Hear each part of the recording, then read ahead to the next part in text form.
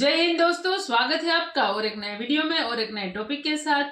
Export और import पे दोहरी खुशखबरी आई, ऐसा वीडियो का टाइटल है। कौन से कंट्री ने इतनी अच्छी खुशखबरी भारत के लिए हमारा सुनाई है? भारत महान। अरे नहीं, भारत के लिए तो खुशखबरी आई है, लेकिन कौन से देश की ओर से आई है वो मैं बोल रहा हूँ। कोई बात नहीं, चलिए दोस्तों पहले वीडियो देखते हैं, पता चल ही जाएगा। लेकिन आशा करते हैं वीडियो आपको पसंद जरूर आएगी और पसंद आए तो लाइक और शेयर जरूर से कर दीजिएगा। और चैनल पर पहली बार है और सब्सक्राइब नहीं किया तो सब्सक्राइब कर दीजिए और हमारी यूट्यूब फैमिली का हिस्सा बन जाए। चलिए स्टार्ट करते हैं। नमस्कार दोस्तों, स्वागत है आपका हिंदी नॉलेज शो में। तो दोस्तों, पिछले कुछ महीनों में आप सभी लोगों ने मुझसे सवाल पूछा कि पिछले 1.5 सालों में भारत ने अलग अलग देशों के साथ व्यापार समझौते किए हैं, अलग अलग ट्रेड एग्रीमेंट किए हैं, और आपने कहा था कि इन ट्रेड एग्रीमेंट से भारत को कई बिलियन डॉलर का मुनाफा होगा, हमारी अर्थव्यवस्था को लाभ मिलेगा। लेकिन इन समझौतों और एग्रीमेंट का जो असर है वो अभी तक हमें देखने को नहीं मिला। तो हमें इसका फल कब मिलेगा? तो यकीन मानिए इसका फल हमें मिलना शुरू हो चुका है और आज की खबर इसी पर आधारित है। दरअसल जैसा कि आप जानते हैं कि भारत इस समय बड़े बड़े देशों के साथ फ्री ट्रेड एग्रीमेंट करने को लेकर बातचीत कर रहा है, चाहे वो यूरोपियन यूनियन हो, चाहे ब्रिटेन हो, चाहे मिडिल ईस्ट के कई देश हो। भारत कई देशों के साथ फ्री ट्रेड एग्रीमेंट करना चाहता है ताकि व्यापार बढ़े और भारतीय अर्थव्यवस्था को एक जबरदस्त बूस्ट मिले। लेकिन ऐसी ही बातचीत भारत ने पिछले 2 सालों में कई देशों के साथ करी है, जैसे कि यूएई और ऑस्ट्रेलिया, और यह बातचीत समझौतों का रूप भी ले चुकी है और इसका असर अब दिखना शुरू हो चुका है। दरअसल आप अपनी स्क्रीन पर देखिए, ऑस्ट्रेलिया से खबर निकलकर सामने आई है कि इस साल अप्रैल से लेकर नवंबर के बीच का एक ट्रेड डाटा जारी हुआ है और इस ट्रेड डाटा में पता ये चला है कि ट्रेड एग्रीमेंट होने के बाद भारत का जो एक्सपोर्ट है ऑस्ट्रेलिया को, यानी कि भारत जो ऑस्ट्रेलिया में सामान बेचा करता था, उसमें जबरदस्त 14% का उछाल देखने को मिला है और अब वो 5.87 बिलियन डॉलर पर पहुंच चुका है। और जैसा कि मैंने बताया कि ये आंकड़ा सिर्फ अप्रैल से नवंबर यानी कि सिर्फ 8 महीनों का है, जब बाकी के इसमें 4 महीने यानी कि दिसंबर से लेकर मार्च, जो कि हमारा फाइनेंशियल ईयर का एंड होता है, ये 4 महीनों का डाटा जुड़ेगा तो इस बात की 100% संभावना है कि भारत ऑस्ट्रेलिया में सामान एक्सपोर्ट करने के मामले में अपने इतिहास के सारे रिकॉर्ड तोड़ देगा। इस साल हमने इतने सामान बेच दिए हैं ऑस्ट्रेलिया के अंदर, इतना हमने एक्सपोर्ट किया है। और बात सिर्फ एक्सपोर्ट की नहीं है, इंपोर्ट की भी चलिए बात कर लेते हैं। दरअसल भारत ऑस्ट्रेलिया से बम्पर मात्रा में सामान इंपोर्ट यानी कि खरीदता भी है और हर साल ये करीबन 15 बिलियन डॉलर के आसपास हुआ करता था। यानी कि जब भारत और ऑस्ट्रेलिया व्यापार करते हैं तो ऑस्ट्रेलिया हमें ज्यादा सामान बेचता है, हम ऑस्ट्रेलिया को कम सामान बेचते हैं। यानी कि भारत ऑस्ट्रेलिया के व्यापार में भारत को व्यापार घाटा होता है और ऑस्ट्रेलिया को हर साल 4 से लेकर 6 बिलियन का मुनाफा। लेकिन इस साल न सिर्फ भारत का एक्सपोर्ट बढ़ा है बल्कि इंपोर्ट घट गया है। कितना? करीबन 19%। जी हां, इस साल अप्रैल से लेकर नवंबर के बीच में इन 8 महीनों में भारत ने 19% की गिरावट दर्ज करी है ऑस्ट्रेलिया से सामान खरीदने में। यानी कि एक तो हमने 14% ज्यादा सामान बेचा ऑस्ट्रेलिया को और उसके बदले जब ऑस्ट्रेलिया हमें सामान बेचने वापस आया तो हमने उससे करीबन 19% सामान कम खरीदा। और यकीन मानिए ये बहुत ही ज्यादा शानदार खबर है भारत के लिए। हालांकि अभी भी ऑस्ट्रेलिया ने भारत को करीबन 11 बिलियन का सामान बेचा है और हमें उम्मीद की जानी चाहिए कि इसमें और गिरावट आए और हमारा टारगेट ये होगा कि आने वाले 1.5-2 सालों में ये व्यापार घाटा व्यापार मुनाफे में बदले। लेकिन एक बात तो तय है कि जो हमने ऑस्ट्रेलिया के साथ ट्रेड एग्रीमेंट किया था उसने अपना रंग दिखाना शुरू कर दिया है और यही रंग अब हमें यूएई में भी देखने को मिल रहा है।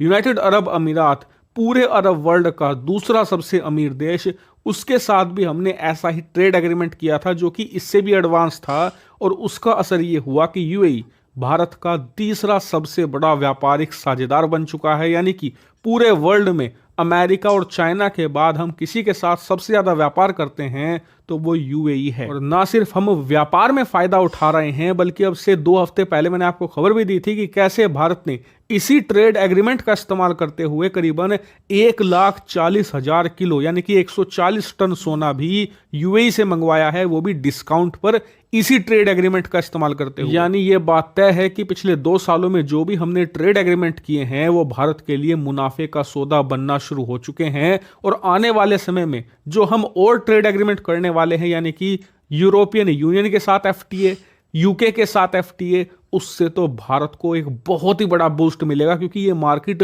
बहुत ही ज्यादा ह्यूज है। खास करके यूरोपियन यूनियन की मार्केट आप सोचिए, उसमें 2 दर्जन से भी ज्यादा अमीर देश हैं, बड़ी मार्केट है, जमकर वो सामान खरीदते हैं। अगर उनके साथ एक बार एफटीए हो गया तो भारत की बल्ले बल्ले है। हालांकि इस पर आपका क्या मानना है कमेंट करके बताइएगा। Thank you very much for thank you दोस्तों वीडियो को यहाँ तक देखने के लिए। और मोदी जी का करीबन लास्ट 2 ईयर से इसके लिए बहुत मेहनत कर रहे हैं। एफटीए मतलब फ्री ट्रेड एग्रीमेंट होता है, जिसमें ऐसा होता है कि सरकार जो एक्स्ट्रा टैक्स लगाती है, तो हम बाहर से सामान मंगवाते हैं इंडिया में, और वो सामान इंडिया में आने के बाद जो हमारी गवर्नमेंट है वो एक्स्ट्रा टैक्स लगाती है। जैसे कि आपने बात सुनी होगी, एक वाकया में आपको यहाँ पे याद दिलाऊं, टेस्ला का जो अभी आ रहा है तो इसलिए मेरे दिमाग में आ गया कि जब टेस्ला ने ऐसा कहा था कि हम चाइना में मैन्युफैक्चरिंग प्लांट डालेंगे और सेल करेंगे इंडिया में, ठीक है, तब मोदी जी ने क्या कहा था कि भाई आपको चाइना में डालना है, आप इंडिया में सेल कर सकते हो, हमें कोई दिक्कत नहीं है, लेकिन जितने अमाउंट की आपकी एक प्रोडक्ट होगी उतने ही अमाउंट का यहाँ आप गवर्नमेंट को टैक्स देना पड़ेगा। तो एग्जांपल के तौर पे मैं समझ लो कि 50 लाख की कार होगी तो 50 लाख जाएगा एज ए टैक्स में। तो करीबन कार कितने की हो गई कस्टमर के पास? 1 करोड़ रुपया की। तो 1 करोड़ रुपया की कार, तो फिर तो लॉस्ट किसको जाएगा? टेस्ला को, क्योंकि उसका प्रोडक्शन जिस हिसाब से होगा उस हिसाब से वो सेल नहीं कर पाएगा। तो इसीलिए मोदी जी ने अब स्टार्ट किया है एफटीए मतलब फ्री ट्रेड एग्रीमेंट, जिसमें दोनों देश जो है एक दूसरे के साथ ट्रेड करेंगे, एक दूसरे के पास से प्रोडक्ट लेंगे और एक दूसरे को बेचेंगे, ठीक है। तो उसमें जो एक्स्ट्रा टैक्स लगता है, वो एक्स्ट्रा टैक्स जो गवर्नमेंट लगाती है वो टैक्स कम लिया जाएगा। तो दोनों देश के लिए अच्छी बात रहेगी, दोनों देश आराम से ट्रेड कर पाएंगे। तो ये अच्छी बात है। उससे क्या होगा कि भाई भारत तो बड़ी मार्केट है, तो सब लोग ऐसे आएंगे, तो ये तो होगा, तो भाई हमारे भी जीडीपी में लाभ होना चाहिए ना। और अभी ऑस्ट्रेलिया में मतलब हमारे मतलब 14% एक्सपोर्ट बढ़ा है और इंपोर्ट थोड़ा कम हुआ है, तो अच्छी बात है। ऑस्ट्रेलिया में इंपोर्ट और कम हो सकता है, खास करके हम वहां से कोयला मंगवाते हैं। सबसे बड़ा हमारा इंपोर्ट ऑस्ट्रेलिया से कोयला का है, तो वो अब कम हो जाएगा। रीजन यही है कि हमें वहां से जो मंगवाते थे वो वैसे भी महंगा पड़ता था, बाकी दूसरे कंट्री उससे भी कम दामों में दे रहे। तो कोयले की बात है, और क्योंकि ऑस्ट्रेलिया ने भी प्रोडक्शन के हिसाब से प्राइस ज्यादा कर दिए, टैक्स बढ़ा दिए, तो उस हिसाब से महंगा पड़ेगा भाई आवाम को और खास करके फैक्ट्री वालों को, और फैक्ट्री वालों को कोयला महंगा पड़ेगा तो प्रोडक्ट पे प्राइस पे इफेक्ट है। तो ये सब कुछ मतलब एक चक्र व्यू है। समझ आता दोस्तों। उस वीडियो के बारे में दोस्तों हम आपकी राय जानना जरूर चाहेंगे। वीडियो कैसी लगी कमेंट में लिखकर जरूर बताएगा। फिलहाल हम आपसे विदाई लेते हैं, मिलते हैं और एक नए वीडियो में आपके साथ। टिल देन जय हिंद, जय भारत।